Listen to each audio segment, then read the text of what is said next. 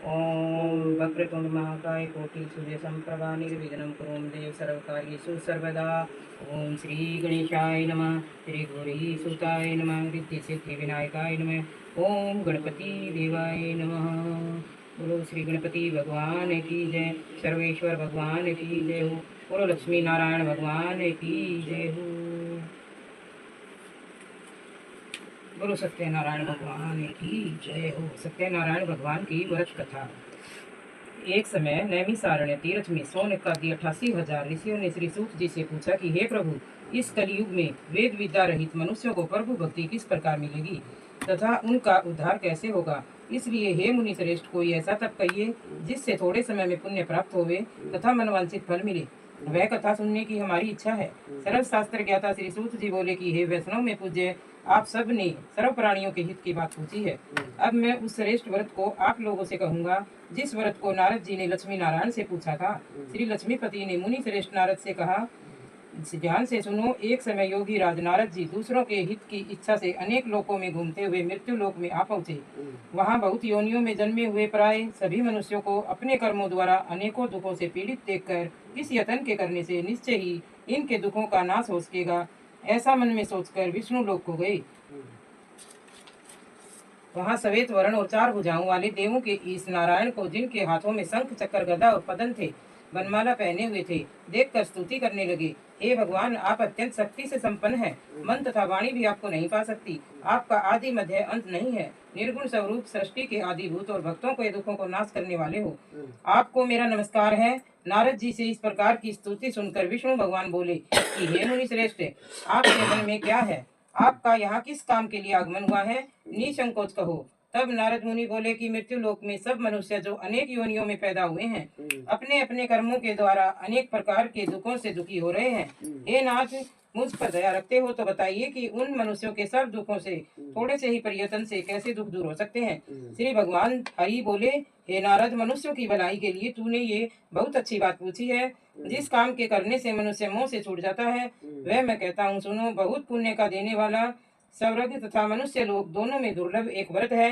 आज मैं प्रेम बस होकर तेरे से कहता हूँ। सत्यनारायण जी का व्रत अच्छी तरह विधि से करके मनुष्य तुरंत ही सुख भोग कर मोक्ष को प्राप्त होता है। श्री भगवान के वचन सुनकर नारद मुनि बोले कि उस व्रत का क्या फल है, क्या विधान है, और किसने यह व्रत किया है, और किस दिन यह व्रत करना चाहिए, विस्तार से कहो। भगवान बोले, दुख शोक आदि को दूर करने वाला, धन धान्य को बढ़ाने वाला, सौभाग्य और संतान को देने वाला, सब स्थानों पे विजय करने वाला, भक्ति और श्रद्धा के साथ किसी भी दिन मनुष्य श्री सत्यनारायण की शाम के समय ब्राह्मणों और बंधुओं के साथ धर्म परायण होकर पूजा करें। भक्ति भाव से सवाया दे, नैवेद्य केले का फल, घी दूध और गेहूं का चूर्ण लेवे। गेहूं के अभाव से साठी का चूर्ण, शक्कर, गुड़ और सब भक्षण योग्य पदार्थ जमा करके सवाए पर अर्पण कर देवे। बंधुओं सहित ब्राह्मणों को भोजन कराएं और भक्ति के साथ भोजन करें। नृत्य गीत आदि आचरण करके सत्यनारायण भगवान को याद करें और समय व्यतीत करें। इस तरह का व्रत करने से मनुष्य की इच्छा पूरी होती है। विशेषकर कली काल में भूमि पर यही मोक्ष का एक सरल उपाय है। इति श्री सत्यनारायण व्रत कथा प्रथम अध्याय समाप्त। दूसरा अध्याय शुरू। सूत जी बोले, हे ऋषियों, जिसने पहले समय में इस व्रत को किया है उसका इतिहास कहता हूँ, ध्यान से सुनो। सुंदर काशीपुरी नगरी में एक अति निर्धन ब्राह्मण रहता था। वह भूख और प्यास से बेचैन हुआ नित्य पृथ्वी पर घूमता था। ब्राह्मणों को प्रेम करने वाले भगवान ने ब्राह्मण को दुखी देखकर बूढ़े ब्राह्मण का रूप धरकर उसके पास जाकर आदर के साथ पूछा, हे ब्राह्मण, नित्य दुखी हुआ पृथ्वी पर क्यों घूमता है? हे श्रेष्ठ ब्राह्मण, यह सब मुझसे कहो, मैं सुनना चाहता हूँ। ब्राह्मण बोला, मैं बहुत ही गरीब ब्राह्मण हूँ, भिक्षा के लिए पृथ्वी पे फिरता हूँ। हे भगवान, यदि आप इसका उपाय जानते हो तो कृपा करके कहो। वृद्ध ब्राह्मण बोला कि सत्यनारायण भगवान मनवांछित फलों को देने वाले हैं, इसलिए हे ब्राह्मण, तू उनका पूजन कर, जिसके करने से मनुष्य सब दुखों से मुक्त होता है। और ब्राह्मण को सारा विधान बतला कर बूढ़े ब्राह्मण का रूप धारण करने वाले सत्यनारायण भगवान अंतर्ध्यान हो गए। जिस व्रत को वृद्ध ब्राह्मण ने बतलाया है, मैं उसको करूंगा। यह निश्चय करने पर उसे रात में नींद भी नहीं आई। वह सवेरे ही उठा, सत्यनारायण के व्रत का निश्चय कर भिक्षा के लिए चला। उस दिन उसने भिक्षा में बहुत धन मिला, जिससे बंधु बांधवों के साथ उसने सत्यनारायण का व्रत किया। इसके करने से वह ब्राह्मण सब दुखों से छूटकर अनेक प्रकार की संपत्तियों से युक्त हुआ। उस समय से वह ब्राह्मण हर मास व्रत करने लगा। इस तरह सत्यनारायण भगवान के इस व्रत को जो करेगा वह सब पापों से छूटकर मोक्ष को प्राप्त होगा। आगे जो पृथ्वी पर सत्यनारायण व्रत करेगा वह मनुष्य सब दुखों से छूट जाएगा। इस तरह नारद जी ने नारायण का कहा हुआ यह व्रत तुमसे कहा। हे ब्राह्मण, मैं अब और क्या कहूँ। ऋषि बोले कि हे मुनीश्वर, संसार में इस ब्राह्मण से सुनकर किस किस ने इस व्रत को किया है वह सब सुनना चाहते हैं।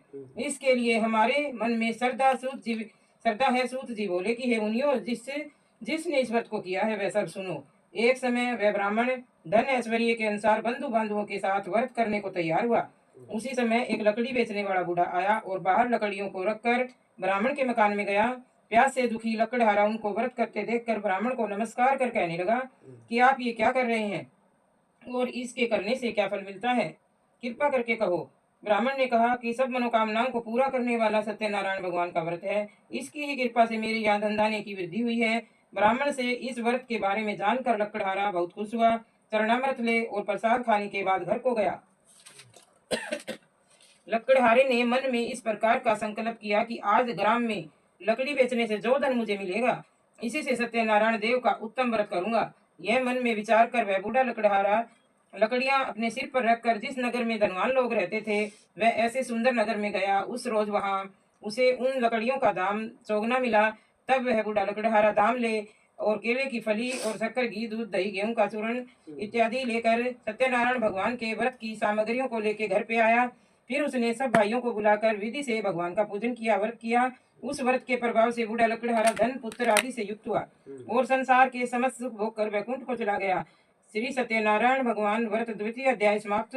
तीसरा अध्याय शुरू। सूत जी बोले कि हे श्रेष्ठ मुनियों, आगे की कथा कहता हूँ, सुनो। पहले समय में उल्लाक मुख नाम का एक बुद्धिमान राजा था। वह सत्यवक्ता और जितेंद्रिय था। प्रतिदिन देव स्थानों में जाता था और गरीबों को धन देकर उनके कष्ट दूर करता था। उसकी पत्नी कमल के समान मुख वाली और सती साध्वी थी।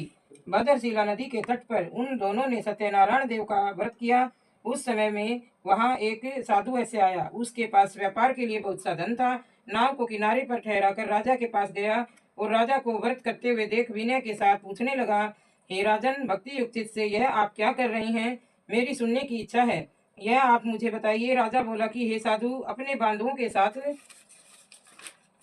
पुत्र आदि की प्राप्ति के लिए यह महान सत्यनारायण का व्रत किया जा रहा है और पूजन हो रहा है। राजा के वचन सुनकर साधु आदर के साथ बोला कि हे राजन, मुझसे इसका सब विधान कहो। मैं भी आपके कथा अनुसार इस व्रत को करूंगा। मेरे भी कोई भी संतान नहीं है और इससे निश्चय ही होगी। राजा से सब विधान सुन व्यापार से निर्वृत्त हो आनंद के साथ घर आ गया। साधु ने अपनी स्त्री से संतान देने वाले उस व्रत का समाचार सुनाया और कहा कि जब मेरे संतान होगी तब मैं इस व्रत को करूंगा।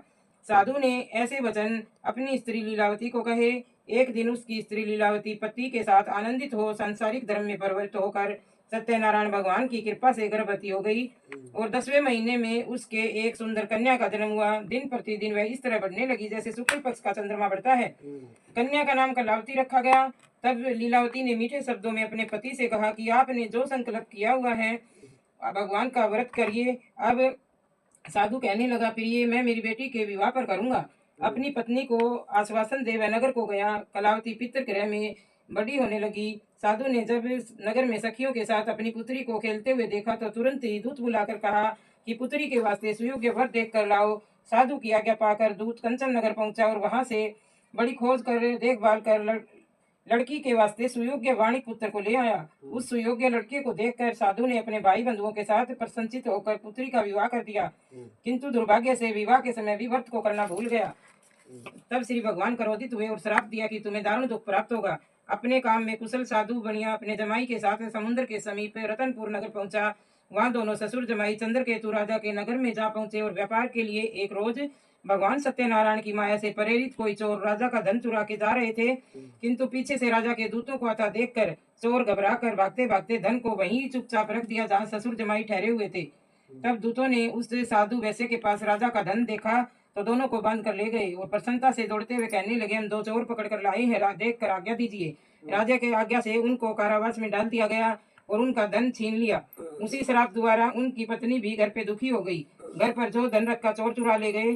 शारीरिक पीड़ा होने लगी और मानसिक पीड़ा से भूख प्यास से अति दुखी होकर अन्न की चिंता में कलावती एक ब्राह्मण के घर गई। वहां उसने सत्यनारायण का व्रत होते देखा। वहां उसने कथा सुनी, प्रसाद ग्रहण किया। रात को घर आई। माता ने कलावती से कहा, बेटी, तेरे दिन में कहाँ रही वह तेरे मन में क्या है?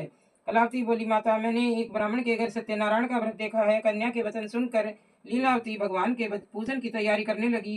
लीलावती ने परिवार और बंधुओं के साथ भगवान का पूजन किया और वर मांगा कि मेरा पति और जमाई शीघ्र ही घर आ जाएं। प्रार्थना की कि हम सब का अपराध क्षमा करो भगवान। सत्यनारायण भगवान ऐसे व्रत से खुश हो गए। भगवान स्वयं राजा चंद्रकेतु को स्वप्न में दिखाई दिए और कहा, हे राजन, दोनों बंदी वैसे अपराध छोड़ दो और उनका सब धन जो तुमने ग्रहण किया है दे दो, नहीं तो तेरा धन पुत्र आदि नष्ट कर दूंगा। राजा को ऐसा वचन सुनाकर भगवान अंतर्ध्यान हो गए।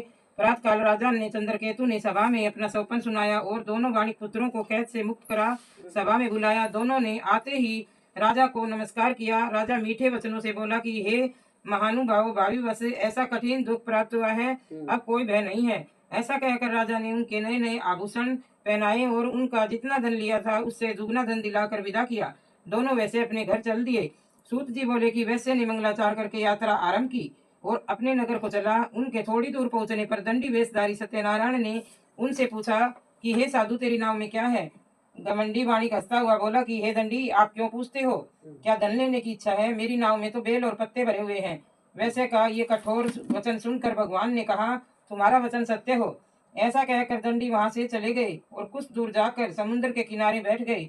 दंडी के जाने पर वैश्य ने नित्य क्रिया करके बाद में नाव को ऊंची उठा हुआ देखकर अचंबा किया और नाव में बेल पत्ते देख के मूर्छित हो गया और मूर्छा खुलने पर उस शोक करने लगा। उसका दामाद बोला, आप रोइए नहीं, ये दंडी का श्राप है और हमें दंडी की शरण में चलना चाहिए, हमारी मनोकामना पूरी होगी। दामाद के वचन सुनकर दंडी के पास पहुंचे, अत्यंत भक्ति भाव से नमस्कार करके बोला, मैंने जो आपसे झूठे वचन कहे थे उसको क्षमा करो। ऐसा कहकर महान शोकातुर होकर रोने लगा। तब दंडी भगवान बोले कि हे वाणिक पुत्र, मेरी आज्ञा से तुम्हें बार बार दुख प्राप्त हुआ है, तू मेरी पूजा से विमुख हुआ है। साधु बोला, हे भगवान, आपकी माया से मोहित ब्रह्मा आदि भी आपके रूप को नहीं जानते, तब मैं अज्ञानी कैसे जान सकता हूँ? आप प्रसन्न होइए, मैं सामर्थ्य के अनुसार आपकी पूजा करूंगा, मेरी रक्षा करो। पहले के समान नौका में धन भर दो। उसके भक्ति युक्त वचन सुनकर भगवान प्रसन्न हो गए। उसकी इच्छा अनुसार वर देकर अंतर ध्यान हो गए। तब उन्होंने नाव पर आकर देखा कि नाव धन से भरी हुई है। फिर वह भगवान सत्यदेव का पूजन साथियों सहित अपने करके नगर को पहुंचा। जब अपने नगर के निकट पहुंचा तब दूत को घर भेजा। दूत ने साधु के घर जा उसकी स्थिति को घर जाकर नमस्कार करके कहा कि सेठ जी अपने दामाद सहित इस नगर के समीप आ गए हैं। ऐसा वचन सुनकर सती ने बड़े हर्ष के साथ सत्यदेव का पूजन कर पुत्री से कहा, मैं अपने पति के दर्शन को जाती हूँ, तू कार्य पूरा करके आना। माता के वचन सुनकर कलावती खुद प्रसाद छोड़कर पति के पास गई। प्रसाद की अवज्ञा के कारण सत्यदेव फिर रुष्ट हो गए और उसके पति को नाव सहित पानी में डबो दिया। कलावती अपने पति को न देखकर रोती हुई जमीन पर गिर गई। फिर इस तरह नौका को डूबा और कन्या को रोता देखकर साधु दुखी होकर बोला, हे प्रभु, मुझसे या मेरे परिवार से अगर कोई भी भूल हो गई हो तो क्षमा करें। उसके ऐसे दीन वचन सुनकर सत्यदेव खुश हो गए और आकाशवाणी हुई कि हे साधु, तेरी कन्या मेरे प्रसाद को छोड़ के आई है, इसलिए इसका पति अदृश्य हुआ है। यदि वह घर जाकर प्रसाद खाकर लौटेगी तो इसका पति अवश्य मिलेगा। आकाशवाणी से ऐसे वचन सुनकर कलावती ने घर पहुंचकर प्रसाद खाया। फिर उसने आकर अपने पति के दर्शन किए। तब वैसे परिवार के सब लोग बहुत खुश हुए और फिर साधु ने बंधुओं सहित भाइयों के साथ मिलकर सत्यदेव का पूजन किया। उस दिन से हर पूर्णिमा व संक्रांति को सत्यनारायण का पूजन होने लगा। व्रत के प्रभाव से आयु पर्यंत इस लोक का सुख भोग कर अंत में वह सव्रत को चला गया। सूत जी बोले कि हे ऋषियों, मैं और भी कथा कहता हूँ, सुनो। प्रजापालन में लिंग तुम ध्वज नाम का राजा था। उसने भी भगवान का प्रसाद त्याग कर बहुत दुख पाया। एक समय वन में जाकर पशुओं को मारकर बड़ के पेड़ के नीचे आया।